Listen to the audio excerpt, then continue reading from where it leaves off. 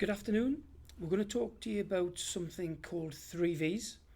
We've talked recently in some of the recent videos about retention and engagement, and why to get good retention engagement levels it's really important to have alignment, because when your team is aligned with a common vision, values and visual representation of this, the business decisions, communication, meetings, team dynamics, etc. shift to a more professional, calm and assured level. That's our little sort of definition, if you like, of how that alignment can give you benefits and how 3V's can bring that alignment and benefits to the organisation. So 3V's, Lindsay, going to explain a bit more detail of the benefits. Yeah, we're really starting to delve into the subject of culture and culture design. We will do a video on culture design, which will come later. But for now, we'll talk about culture, what it is, and how you can start to affect that. 3V's, really, this is going to be your North Star. This is going to be your guiding light, the line of sight for people. And just to reiterate, 3V's, vision is the first one, values is the second one, and a visual representation of both of those. A picture paints 1,000 words, we know that. So 3V's will be your North Star. You can start then to think about culture. And just to bring you another insight, Ray Dalio and his principles, which you can check out on LinkedIn. Ray Dalio's hedge fund, biggest one on the planet, big organization, lots of experience. He's now bringing all those principles for all of us to learn from as well. He's just put one out there, and it's called there's two moving parts in any business, and those two moving parts are culture and people. And for me, 3V starts to open up those two subjects, how to bring the culture and the people together. Why would you want to do that? Trevor's mentioned already about engagement levels. If you get good alignment, you get good engagement levels. Our previous video on retention and engagement, Gallup are saying that 15% engagement levels worldwide, which is pretty shocking when you think about that. That's not what we want for you as our listeners. We'd like to have better performance than that.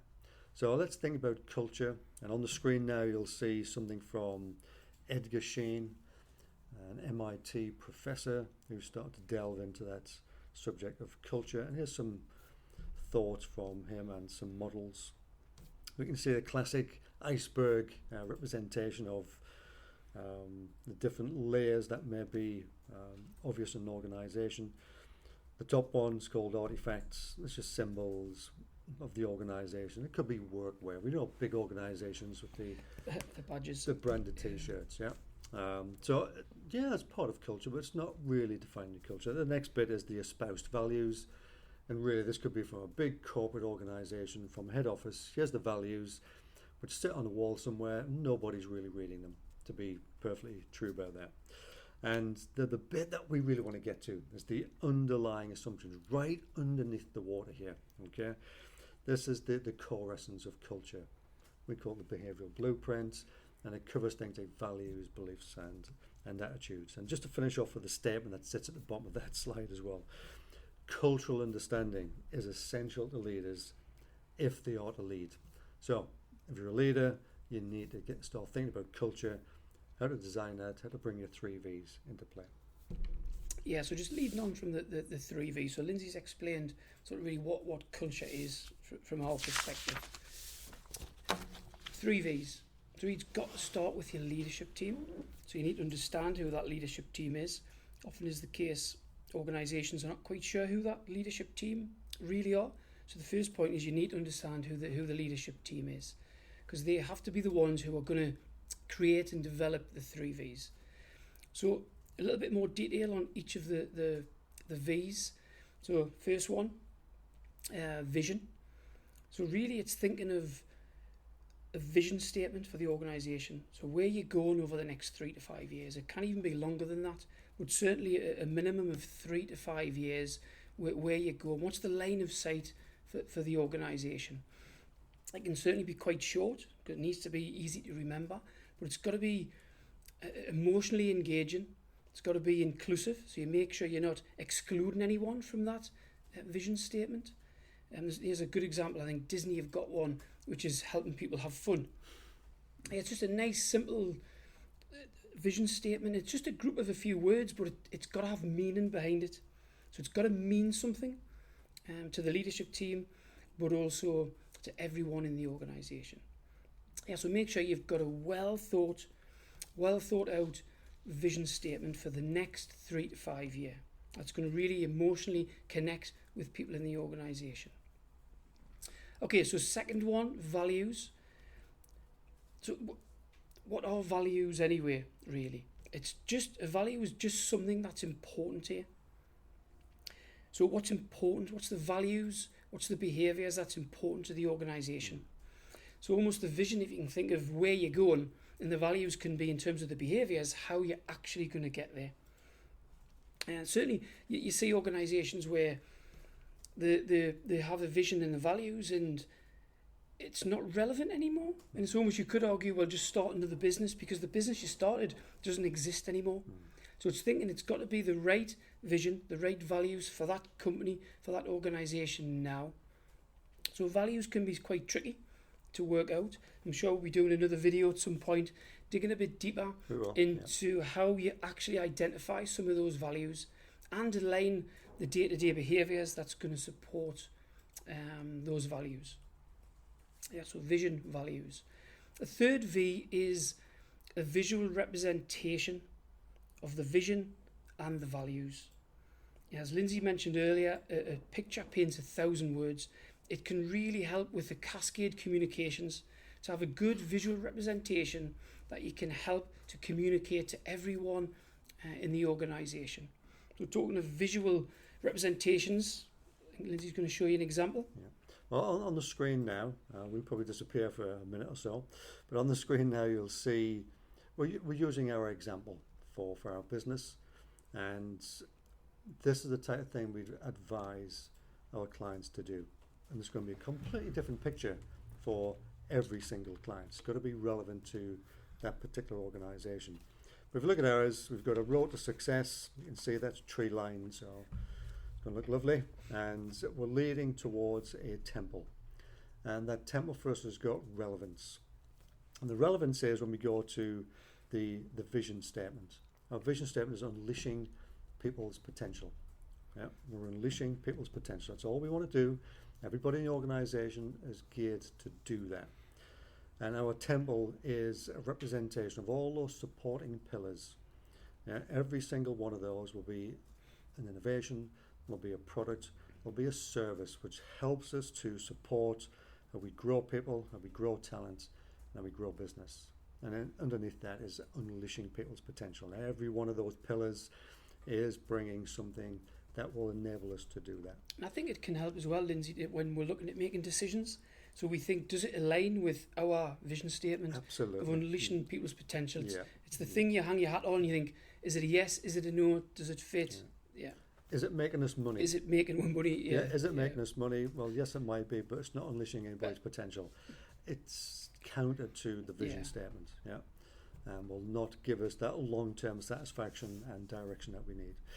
We also have in there as well the values. I'm not going to read through those, but you can see that they're up there, they're being crafted, and they mean something to us. And we have other items in there too. And we have such a visualization that we can actually use the milestones and the obstacles and the measures as little pointers along the way if we've got particular projects that we're looking at. So just to add there, Lindsay, sorry, as well, just on the values, I meant to mention earlier as well, what's important with the values is it's not necessarily the word itself, but it's the definition of that value and what that means to the organisation.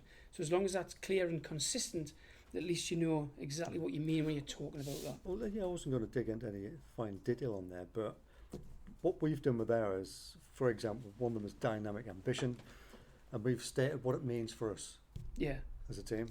But we've also, what does this mean for our clients? So when we're presenting ourselves to a client, what does dynamic ambition mean as well? So you can start to really delve into some finer detail here.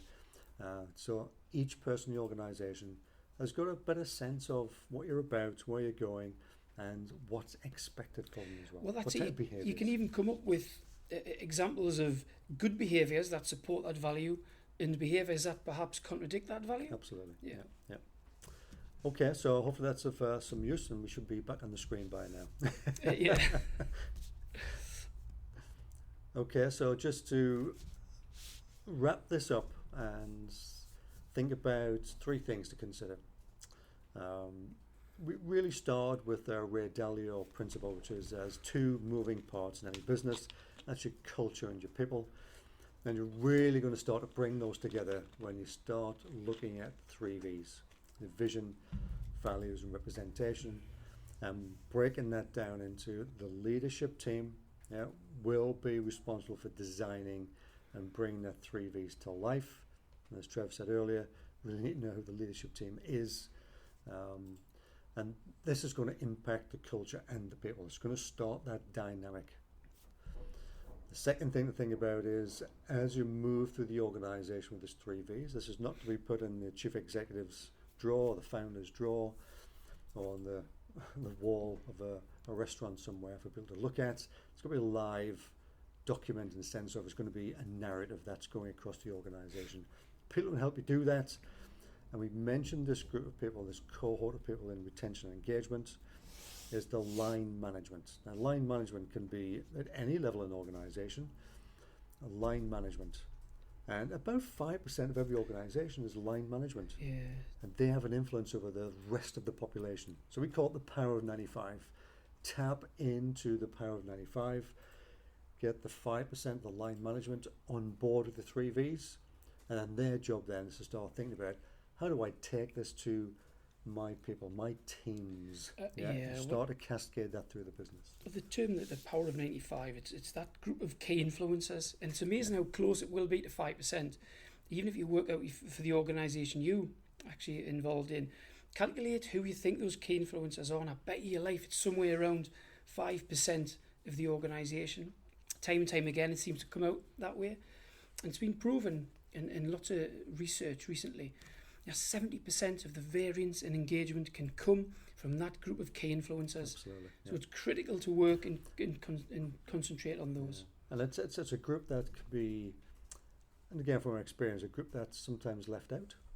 Yeah, it's an assumption's made that, well, they get this, and then they're bypassed, and the leadership team can go straight to the masses.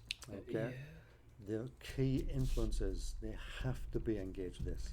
If you don't engage them, you lose. Okay, so 70% of the variability and engagement is down to that line management structure. If you bypass that, you may be looking at 15% engagement level. So very important cohort. Get them on board with 3V's once it's available, and to get their buy-in and engagement, and they will cascade that through the business and start to live that for the business as well. But just to add as well, you can have the best vision statement in the world, you can have a great set of values, you can have a visual representation, you can have all that stuff in place, you can have a good culture, but if that relationship with your manager is not there, you're not going to enjoy your job, you're not going to enjoy going to work every day, and you're not going to, back to the vision statement of, you're not going to unleash the potential of the people that's there. Yeah. So really important, the power of 95. Absolutely. So just to reiterate those three things, and so leadership team, it's your responsibility to bring the 3V's to life, and it's going to impact culture and people. The power of 95, make sure this group of line managers are on board, and they will help you cascade that through the rest of the business. So everybody's in alignment with the 3V's. Yeah, and just to finish, so as Lindsay said, alignment, it's about culture, it's about engagement, it's about alignment, and 3V's is a good starting point of how to do that with vision, values, and a visual representation.